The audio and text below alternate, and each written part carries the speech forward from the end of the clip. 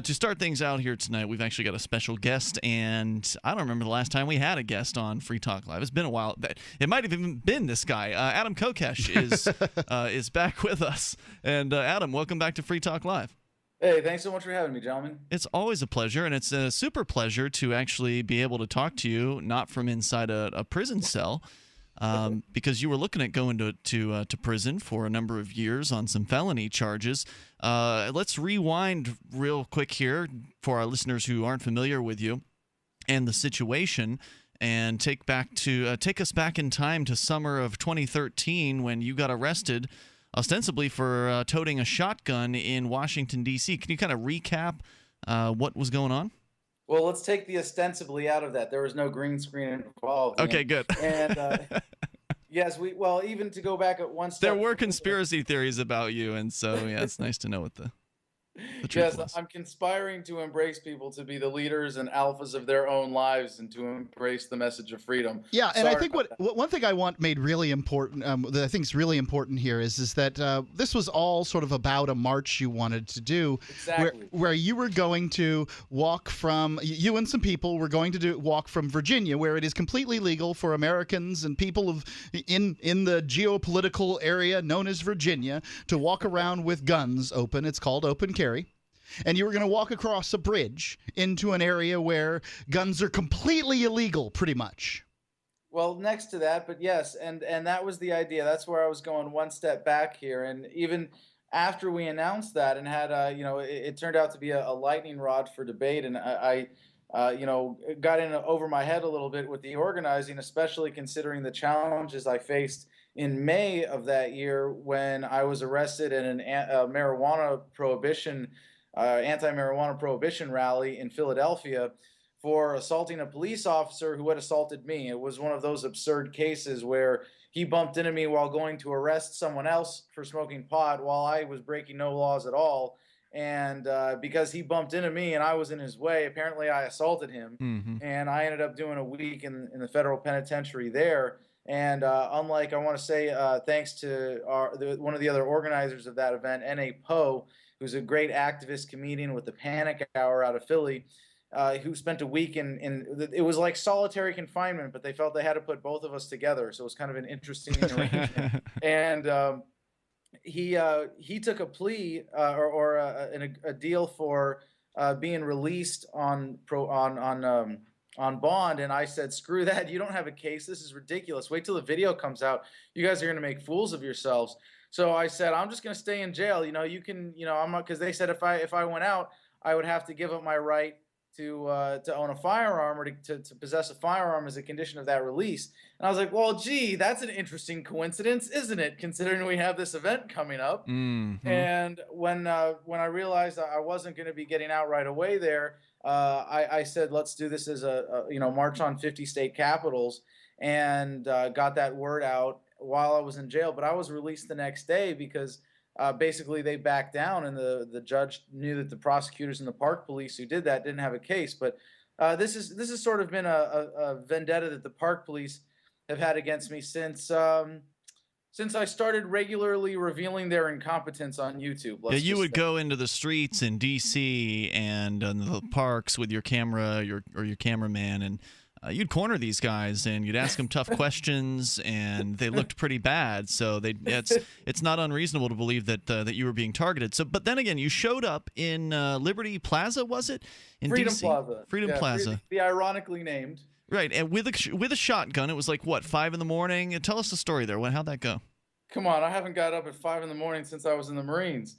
Yeah, right. No, it was like 7, 8 o'clock, something like that. And I went out to make a point, one, that, I personally wasn't backing down. And one of the legitimate criticisms of the way that this march was coming together, and part of this was because, I spent a week in jail in Philly, that it wasn't being properly organized. And I would agree, and that there was some risk being taken on. So I said, you know what, guys, I'll take that on myself and make the statement that way. And I made the video in a way to show that you could do this, you could do it without hurting anybody, and we got away with it. The only reason that anything happened was because I posted the video on YouTube, which led to a pretty ferocious raid on my home, which was not the first, but the second time that the United States Park Police sent more men after me than bin Laden. And this time, the time before that was a marijuana rally at the White House a month or two earlier. But this was actually just about a month before that. This time they sent an armored vehicle and not one but two helicopters they had circling my home in Herndon, Virginia. At the rally, wasn't it Park Police, FBI, local cops? Who all was involved in that raid? It was multi-jurisdictional, right? Yeah, it was. I mean, it was crazy because you had the Park Police leading it, and yes, the United States Park Police has a SWAT team and an armored vehicle and flashbang grenades and laser sights and dogs. And I just want to say I'm so grateful that they started with the flashbang grenade because they threw it at my dog. And if he hadn't been so freaked out and run upstairs to his bed, they would have shot him. Oh, that's he's so sweet. I'm so glad he made it through that. Yeah. My great puppy Baloo, he's a 100-pound pit Dane mix, so they have an excuse to shoot those right away. But they shoot Chihuahuas too. So they don't discriminate. There was a corgi shot not too long ago. Yeah, not surprised by that. So they come in there into your home, and you, of course, weren't really expecting this, were you? Was this a surprise? And this is where I feel kind of silly and not having this very well planned out. And I'm sure y'all, as well experienced activists, can appreciate that some civil disobedience is done on a big scale, but that doesn't necessarily mean it's well planned out. It's true. And I like to quote my favorite statist, Donald Rumsfeld, when people like to criticize this action. And there's plenty of fair criticism to go around, but I hope later on tonight we can get into the more strategic criticism, which I think is really important about the book that I'm focusing on now. And how we actually win converts to the message of freedom. But Donald Rumsfeld famously said, "You don't go to war with the army you wish you had. You go to war with the army you have." And this overeager activist decided to go out and not make appropriate legal plans. And I was expecting a knock on the door, but I was not expecting a full-on raid. Yeah. And they had there was the Park Police SWAT team. There were several squad cars of blue suit Park Police officers. There was about half a dozen officers who were wearing ski masks. Just to be clear, in case someone's just now tuning in, we've got Adam Kokesh on the line with us from formerly Adam versus the Man. We'll talk about your new show here in a little bit. I'm excited about that. But we've got Adam Kokesh here. He just was sentenced for some of the things that we're describing. But I'd just like to clarify, despite all these cops with all their equipment and gear and guns and tanks, you had not been accused of hurting anyone. There was no one who ever accused you of hurting anyone in this instance or any instance that I'm aware of. And so all of this was because you recorded a very short, 20-second, 29-second video in Washington, D.C. while carrying a shotgun. That's why these men with guns came into your home, invaded your privacy and the privacy of your roommates, and took you out of there in handcuffs. They found, some guns and some drugs? Yes, that's correct. And they really turned the house inside out. And one of the things that was in dispute in the legal issues here in Virginia was the scope of that warrant, and that it was a product of this video. Because I cooperated with them right away. I was ready to face the 5-year felony and have that court case. And again, lack of legal planning, as well as you could say simply being outmaneuvered by the government, they prevented us from having that day in court in D.C. But now the law's been overturned anyway. All right. I know you can stick with us for a little while, so hang on, Adam. We're going to come back with more with Adam Kokesh. He's got a new show. It's called The Freedom Line, thefreedomline.com. It's Adam, just a different show. I want to find out from him what actually inspired the name change, because I like it. I think it was a good choice. We're back with Adam Kokesh from The Freedom Line, formerly the host of Adam versus the Man. We'll get into that, talk a little bit more about what the change was and what motivated it. I'm really curious to hear that. But we're still doing kind of the recap, Adam, for our listeners who maybe they're new to you. We've always got new people tuning in every night on Free Talk Live. In fact, I want to welcome our newest affiliates, WOBM 1160 and also WADB, their sister station simulcasting on 1310. They're heard in Brick Township, Lakewood, and Asbury Park, New Jersey. So welcome aboard to all of our new listeners there. And so many of them may not know you yet, Adam Kokesh. You're a host of a television program. You'd been on RT in the past. You went off of RT and started doing your own internet thing. And ever since then, there was this issue where the feds came in and they raided your home. over you having a shotgun in a protest event that you'd created in Washington, D.C. They came in, they found some guns in your house, and apparently they found some drugs. And usually when you get hit with gun and drug charges, it tends to make the charges more severe. Did they hit you with anything like that?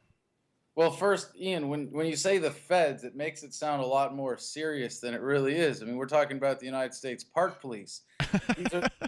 These are the dregs of the federal law enforcement barrel. I bet it felt serious when they had machine guns and tanks at your house, though. I mean, that's pretty serious stuff. Well, they're just as likely to be trigger happy with a 357 revolver as with an assault rifle, and sure. It doesn't make them any smarter or any dumber. These cops are as likely to shoot your dog as any other cop. I mean, this is a pretty dangerous situation. Well, maybe a little less accountability for these guys, being as they are technically feds. So I do appreciate that. But yeah, the charges that I faced in D.C. were the ones that I wanted, for carrying a rifle or shotgun outside a home or place of business, that I wanted to be able to challenge on constitutional grounds. And with all the other charges that they ended up bringing against me in D.C., I ended up getting bullied into a corner into taking a plea deal. And again, I could blame it on myself on poor legal planning, or I could just say that I was outmaneuvered by the feds.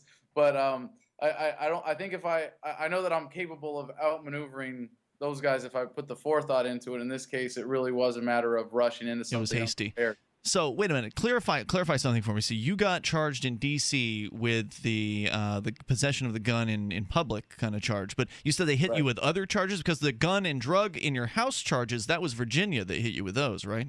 Right. Well, and you know how it is, Ian. Anytime you break any law, if you're interacting with a police officer, they can charge you with resisting, with disorderly, with conspiracy to commit a crime. There's so many, because practically everything's illegal, and the legal system is set up this way for the government to have absolute control over every individual that it wants to suppress. And I don't mean to suggest that I'm the target of any kind of conspiracy, except that I've, stuck up in a lot of ways and gotten hammered down. That's just what happens. I mean, that's just what happens when people stand up for freedom. If they're standing alone, they're more likely to be hammered down, which, of course, is one of the reasons why the Free State Project is such a great idea. But even then, the people who are the primary sort of movers, the more visible activists like myself, are being targeted. They take some lumps. I'm going to court in 2 weeks and facing 2 years in jail because I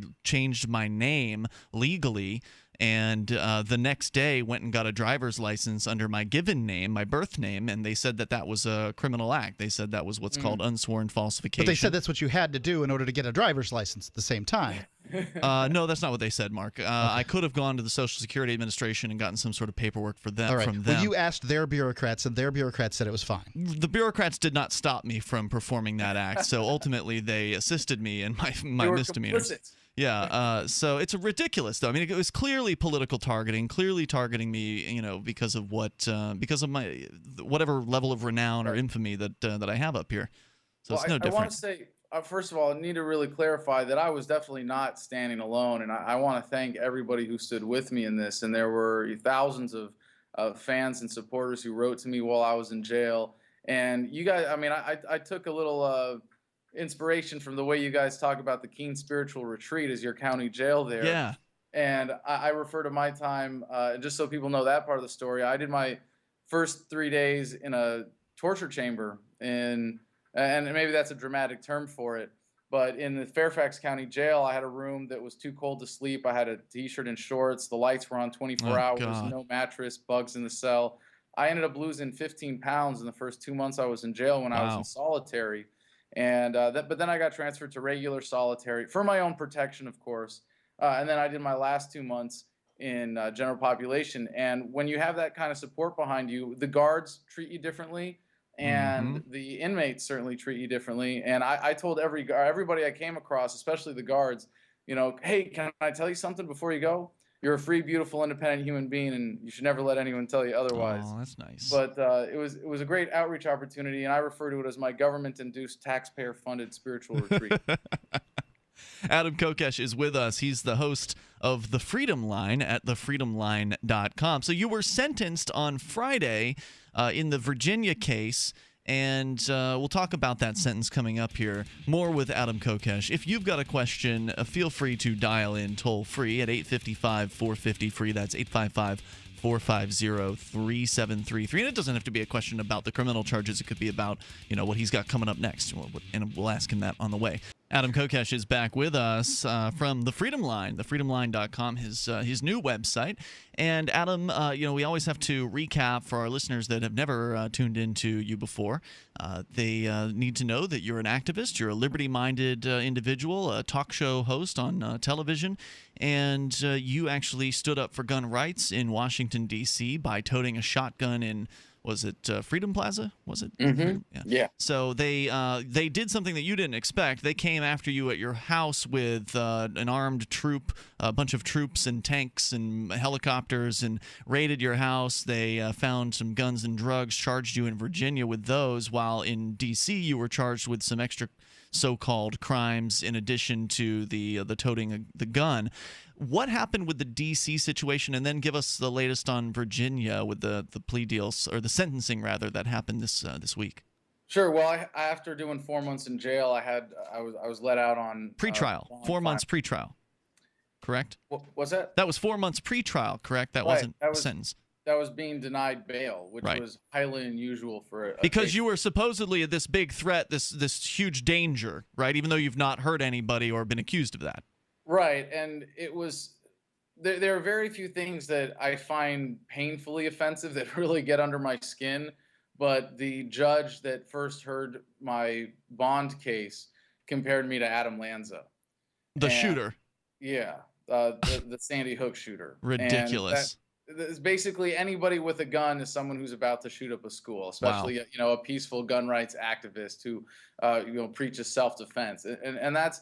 I don't know if that was something politically motivated. While we can tell that the whole thing was, and what was really cool about what happened in Virginia, which we'll get to, was that the judge was very well acknowledging the fact that while there were 8 people in the home and there were drugs found in different people's rooms, allegedly, that of the 8, I was the only one that was arrested and charged with anything. And in D.C., when I finally went up for my sentencing last January, I was sentenced to time served. They thought 3.5 months was enough to send the appropriate message, and I got 2 years. Right, Americans don't have guns. Yep. Right. And so in Virginia, I was finally facing these last 2 charges, and was what was it? Possession of what were the exact charges in Virginia? Drugs and drugs with guns. Okay. Possession charges. Again, victimless crimes. Felonies. Both felonies? Both felonies. Gotcha. Yeah. And again, was it mushrooms, by the way? Just curious. Yes, mushrooms. Okay. But it was one of those things where I'm bullied into a corner, and as much as I would have liked to take it to trial, I'm happier with this outcome, and I want to explain why in a second, and come back to that and the bigger picture and sort of lessons learned and how my own activism has changed course as a result of all of this, not from the experience, but from things that I kind of already knew to be true. But the judge in this case, at the last hearing, when I entered Alford pleas, it was not, that's when you don't admit guilt, but you say that I am accepting the charge because there's a preponderance of evidence. Basically, it's not worth fighting. Mm-hmm. And the judge wanted to not accept the pleas and was like, well, no, then we'll go to trial. You think you got a case? Then let's do this. And it was like, kind of that's kind of the point of the Alford plea, right? Like, I don't think I have a case. Right, exactly. So we had to it was a very contested hearing the last time, and the judge was, it seemed like she was about to take me back into custody, and that's what the prosecutor was asking for, and it was really really hairy and kind of intense. And then we came back to this one, and I was facing a hypothetical 15 years. But we found out that my sentencing guidelines were calculated at 0 to 3 months, and the pre-sentence report, the gentleman who filled that out recommended what they call a downward departure, and the judge ended up sentencing me to 3 months on each count, suspended and no probation, which is pretty much the best outcome possible. No probation. Right. Well, very unusual. Well, I'm already on probation in D.C., so it would have been just more of an administrative headache. I see. Than anything. But there was one of the things I said after the hearing to the reporter from the Washington Post who was there is that when you're in a situation like this, like what I was telling you, how I talked to all of the guards and other inmates when I was in jail, that's the best part of an opportunity like this. When you get arrested for civil disobedience, yeah, there's a PR value and there's a value in making people think and challenging the law and inspiring other people to resist. But sometimes the best you get out of that is when you get to talk to the cop in the back of the squad car and be like, do you realize what you're doing, sir? Do you really, can you examine the morality of what you're engaging and your role in this incredibly unjust system? And I had a feeling like the judge, in doing her research on this case, got a certain exposure to the message of freedom that she never would have had otherwise. And I can't help but think from her demeanor during the hearing yesterday that she had become kind of a fan. And I hope that's not. You never know, man. You never know who you're going to touch with these ideas when you're out there spreading the message of freedom. I mean, I'll give you an example. Mark, you had told me that you were working out at the YMCA here in town one day, and this was after we had the radio station. We had a pirate radio station on here in Keene. Actually, there's another one on right now, from what I understand. It's in its 4th iteration now. But one of the previous iterations had just been shut off recently. The FCC had come to town and started sniffing around, and the operator had shut it down. And Judge Burke, who is the judge, basically, in Keene at the district court, he comes in because he works out at the YMCA, apparently, and Mark, you'd seen him in there previously. Judge Burke came up to you and said something about, hey, what happened to the radio station, right? So he was listening. Obviously, he was a listener. If he wasn't a listener, he wouldn't have known about it. Nice to have options. So you never know. You never know who's listening out there. So, okay, sentenced to 3 months, suspended sentence. Suspended for what? How long? How many years? Well, I have to wait to see the paperwork. And for people that don't understand, it's basically like an implied probation. If I get in trouble again here, they can say your sentence is unsuspended and you go back and this is tacked on to whatever other punishment. That's true, but it's not as bad as probation. Exactly. Probation. No check-in. Yeah, you don't have to check in, although, as you said, you're on probation in D.C. Now, you're not living in D.C., right? You're in L.A. now. That's correct. And I want to say I have a really big announcement coming up on the 15th here as a result of knowing that I'm not going back to jail with some plans that I've been working on for a while now. Oh. But what I really want to talk to you guys about and share with your audience, who I know is mostly people who are not just on the fence, but are really passionate about this. And there's something about... That's not true. We're on 160 radio stations nationwide, and so I can't tell you there what are most of our thousands of people listening right now, and they hate you. Yeah, that's true. Well, I'm used to that feeling. But I would say that our internet audience, the people who make a point of seeking out our podcast, those are kind of more likely to be freedom activist or freedom interested people. But the radio audience is anyone and everyone listening to talk radio tonight. So you've got a wide variety. Well, let me address them for a second first. If you don't believe in freedom, if you're not already a fan of owning yourself and the non-aggression principle and respecting the rights of others, stop listening right now. We're gonna have a little inside movement powwow, a little strategy session. You're not welcome to listen. All right. I don't. Adam Kokesh does not speak for the producers of Free Talk Live. I think that's brilliant because every one of them is going to listen. Free Talk Live, 7 nights a week from 7 to 10 Eastern, live on the Liberty Radio Network at LRN.FM.